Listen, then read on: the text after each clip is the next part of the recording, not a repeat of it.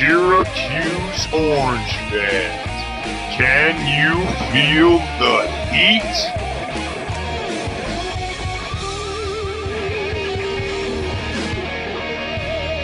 What is going on, Cuse Nation? Welcome to yet another edition of Orange Heat.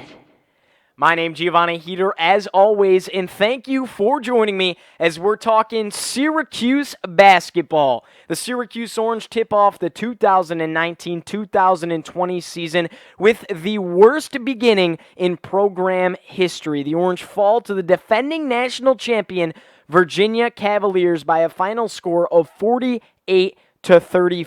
Now, just to put things in perspective a little bit, this is the lowest total in Carrier Dome history as far as scoring goes for the Orange, and this is the lowest score for Syracuse basketball since a 49-28 loss to Navy all the way back in 1945. Now, this is a team that was promised to be a good scoring basketball team. This was a team that could hit the three. This was a team that was confident in their shot. We were told all these things, and it just was not there, and they did not deliver last night. Syracuse goes 13 for 54 from the field. That is 24% of their shots that they put up went in the basket last night. 5 for 28 from the three-point arc. That things moved back a little bit this year.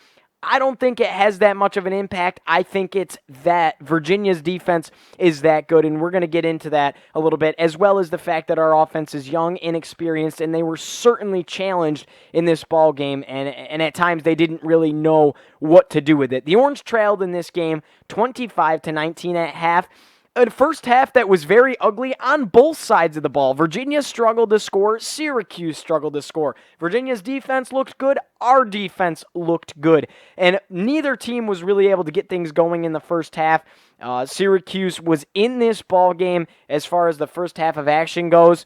Carmelo Anthony was in the house. Dave Bing was in the house. That was a little bit of a juice for this team to get things going, but again, they never really were able to get things going. It would really appear that the Syracuse offense was forcing shots at times, and pretty much throughout the entire ball game, in my opinion. A lot of the time, they would go down the court, take the quickest shot when they had a lot of time left on the shot clock.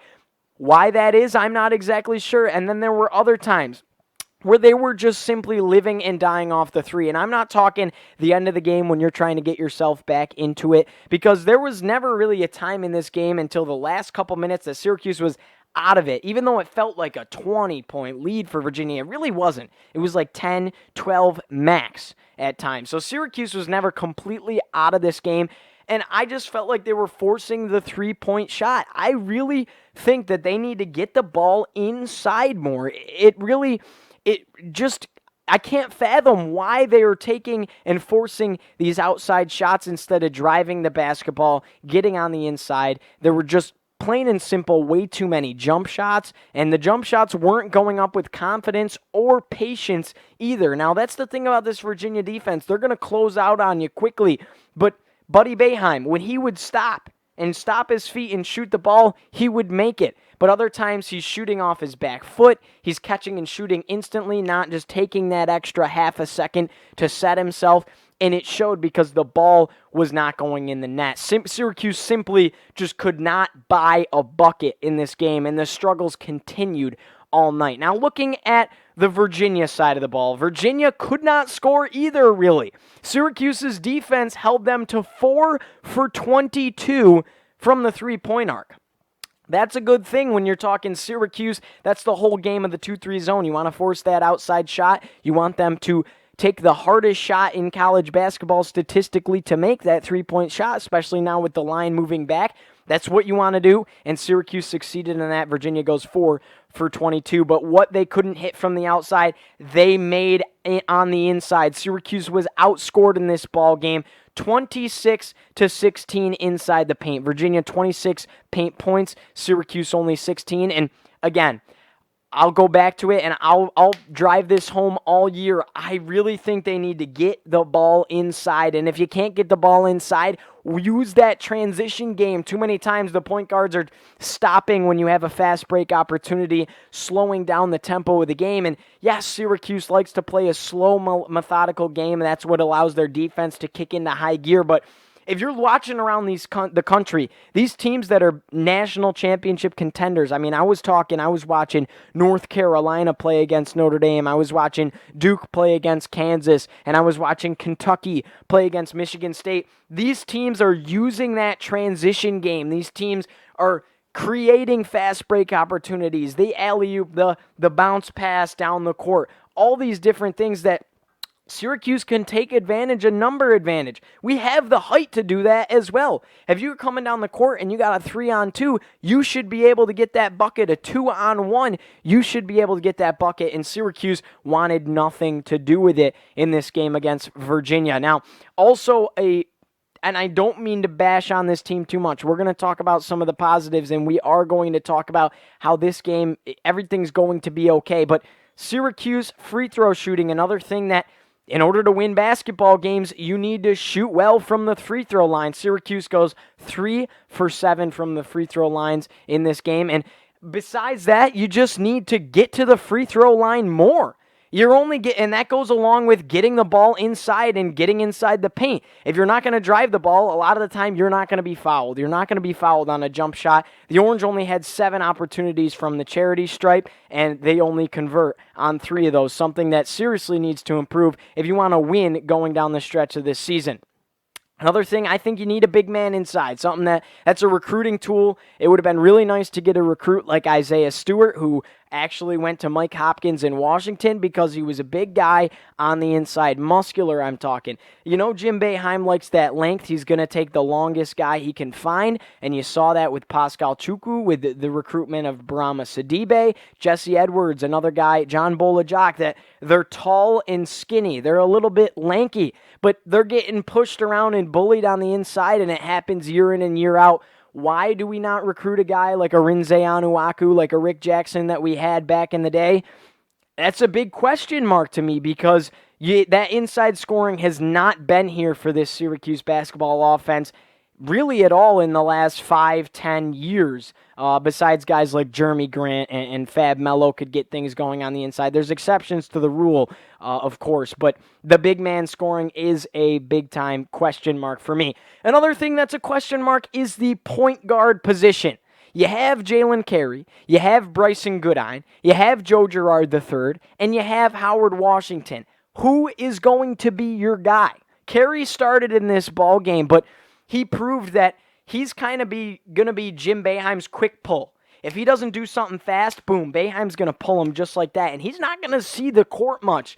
He's kind of got him on a little bit of a short leash here as far as his playing time goes. And that showed last night because he was the starter and he wasn't doing things. He turned the ball over a few times. The good thing about Carey is he plays good defense. He's a shot blocker, which is impressive at the point guard position. He's long. He can get in the passing lanes. That's where Carey can shine. He can score the basketball. He has a nice shot. He's not afraid to take the ball inside. It wasn't there last night, and quite frankly, we need a guy that can facilitate. He can't do that. I wouldn't be surprised if down the stretch of the season he actually moves to the shooting guard position and gets minutes when Buddy needs to come out and things like that. Now, talking about Goodine, unfortunately, I don't think there's enough to make a judgment on Goodine just yet. We haven't seen enough of the kid. He couldn't hit his shot last night. His handles did look pretty decent, but again, just not enough out of Goodine to really make a huge judgment on that, and that's why I think as the season goes along, you're going to see this man become your starting point guard, and that's Joe Girard III. Now, I'm not saying Joe Girard III was anything special last night. He wasn't hitting. He was 1 for 6 from the field last night, but we know he's capable of scoring. He led New York State in high school scoring, broke that record. In all the history of high school sports in New York State, he leads it in scoring, a dual sport athlete. His dribbling was actually exceptional last night. He was able to get around to some defenders, create some opportunities for himself and his teammates. I think as the season goes on, he just has that mindset. He knows how to take care of the ball and value possessions. I think you're going to see him be your starting point guard. Maybe not till ACC play gets in full swing, maybe not till January, but look out for that because I think he's the answer. And I think he has the highest ceiling out of all these point guards right now, which it's something exciting. They're calling him the next Jerry McNamara, and it's hard to argue with that. Wasn't there last night, though. Need to see him shoot the ball better. And then talking about Howard Washington very quickly. Unfortunately, I don't see a spot right now for Howard Washington. He had injury trouble. He had the stroke last year. I just don't know where. He's going to get on the court a little bit, but I wouldn't be shocked if he winds up transferring at some point or something because he doesn't. We have 3 point guards right now, and one could move, but still, Boeheim doesn't play a deep team whatsoever. He plays, really, if it's up to him, he's going to play his 7-8 guys and not go much deeper than that. Maybe 9. 9 is pushing it. So the other thing that was a very concern to me, I was disappointed with Quincy Guerrier. 0 for 4 from the field, 0 for 3 from the three-point. Again, Boeheim didn't give him a ton of opportunity, only 12 minutes of playing time, and 0 points in this one. And I was really excited to see that athletic, mature body, see what he could do with it on the offensive side of the basketball. Just wasn't there. He did wind up with a steal. That was a positive for Guerrier, or however you want to say it. But again, I want to see more out of him. I think that he could be like the next guy after Elijah Hughes, that next guy to take over. But it wasn't there. Big recruit out of Canada, but the season is very young, and that's the beautiful thing about this loss, is the season isn't over. As hard it is to see that 0-1 on that record. It obviously hurts right here in the heart of a Syracuse fan, but keep your heads up, guys. The other thing, no Robert Braswell, and Robert Braswell is a player that I was excited to see contribute this year. He played really well in Italy and played really well in the 2 preseason games. I was expecting Braswell to get big minutes in this game, and he didn't go in at all. Jim Boeheim did not put him in at all, and it makes you wonder what's going on at practice, what's going on in the locker room as to why he didn't get in this ball game, because he had been proving that he was playing well. I'm not sure why he wasn't in this ball game. I don't have an answer for you there, but that was definitely something to look at for me because I think that Braswell's a talented basketball player and could definitely contribute to this Syracuse team. He showed that he has a nice jumper, but the thing about him is he can be that man to get the ball on the inside. Merrick struggled doing that yesterday. I think Braswell can be that guy to get your inside paint scoring. You'd like it to be Sidibe, you'd like it to be Dolajai, but Braswell wasn't even in the game last night, and it makes you scratch your head because you needed anything you could get offensively last night. If you're Jim Boeheim, why not put him in? Something must be going on for you not to put him in when you know that he could be that spark that you need. And if he's not a spark, he can at least put some buckets in the hole or at least put you in a better position than you're in right now. And he's actually a solid defender as well. So it's a head scratcher as to why Robert Braswell did not play in this game. But looking at Virginia, these guys, they're not the same team as last year as far as the offense goes, and that was absolutely clear. Like we said, Virginia struggled to score the basketball, not as much as we did, but pretty darn close. But this is still a very talented Virginia team, especially when you're talking about the defense. This vaunted Virginia pack line defense under head coach Tony Bennett that everybody just... It's a grind-out type game every time you play Virginia, and they are not going to let you get points easily no matter who you are, whether you're Duke, you're North Carolina, you're Syracuse, whoever they're playing struggles to score, and that's game in and game out, and that's Tony Bennett and this defensive-minded basketball team. But I was impressed with Virginia as far as, Mambi Diakite, phenomenal basketball player. He can score on the inside. He can play defense. He can block shots. He just has that presence. As much as you don't like to say it, he's very, very good. And I think he's a step above all our big men on our team, unfortunately. And that's just something you have to tip your hat to this early on in the season. How about Keehi Clark? For what his height is, he didn't do a bad job. Now, he committed some big turnovers, made some mistakes, wasn't aware of the shot clock, stuff like that. Something that Syracuse could look to take advantage on when they play Virginia again later on in the season. And then again, big man on the inside, Huff. again, Diakite and Huff, Syracuse was majorly outscored inside the paint, something that I think they need to look for. I'll say it all season probably, that Syracuse needs to get things going inside the paint more and more. Now, again, a bad way to start this season, but look at it in the big picture. You were playing against the defending national champions, and by far and away, the best defense college basketball has seen in the last 5 years. There's no arguing that. Virginia is a phenomenal defensive team, the best that college basketball has seen in the last 5 years. And you just again have to tip your hat to that, and they're the defending national champions. And we thought we might catch them off guard because they're young, and they're very young, and they made plenty of mistakes last night. But the reason we couldn't score is because of how good that defense is. Yes, the offense has some problems. Yes, I think they need to look inside more, be careful with their shooting, value the possessions more. But the fact of the matter is there was really never an open shot for Syracuse offensively. Virginia always had a hand in the face, a body on the shooter, and nothing came easy. Virginia did not let Syracuse have anything easy. Again, the best defense in college basketball by far and away, the defending national champs. And I think that Syracuse played fairly well on the defensive side of the basketball, really so used to talking about the football team right now, especially when we're talking struggles. But I think Syracuse played fairly well defensively in this ball game.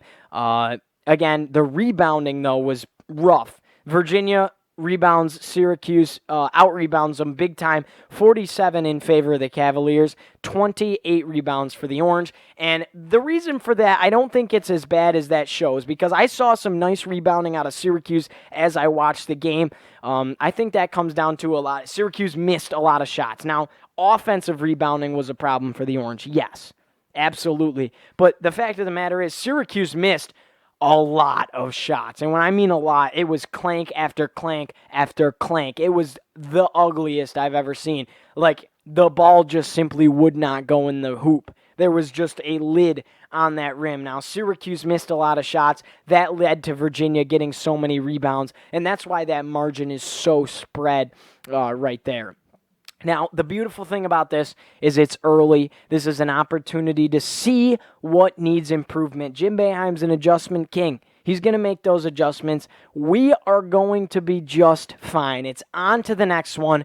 We're still going to be a good basketball team. Yes, the season didn't start the way we would have loved it to. We wanted to be 1-0 with a big win over the defending national champs, open some eyes, but that's not what it is. And I think that I have to agree with Jim Boeheim in the fact that this is a bad way to start the season. Maybe not as bad if you're playing a Boston College or a Wake Forest or a Miami, but you're playing the defending national champions and the best defense in the country. And when your offense year in and year out has struggled as of late, it's just not a good mix. That's oil and vinegar, and it showed on the court absolutely. This Syracuse basketball team is going to be fine. There's adjustments to be made. They got to get the ball inside, be smarter with their shots, not live and die off the three. But the defense looked good, and the Orange are going to look good. Everybody breathe. Everybody just breathe. We got to come together as a fan base, still support this team. We got Colgate next Wednesday night at 7 o'clock in the Carrier Dome. Things are going to be fixed up by then. I think the Orange take that one in a victory, but we're going to preview that as long as we have the time. As always, thank you guys so much for the support. A little quick one. Again, we've been ranting a lot lately, but not a lot of good stuff going on in Orange Nation, but this basketball team is young, and they are still very good. Thank you guys so much for watching. As always, click that subscribe button, click that like button, share it with your friends, your fellow Orange mates. Throw the previews on at your tailgates, at whatever you're doing. If you're having a party for the game, throw it on. Listen to it in the shower. Appreciate your guys' support as always. And without further ado, let's go Orange, baby. Woo! Thank you for listening to Orange Heat, done by pursuing sports broadcaster and high school student Giovanni Heater.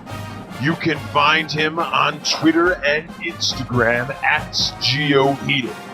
Please like, comment, and subscribe for more Syracuse athletics and Orange Heat action. Let's go Orange!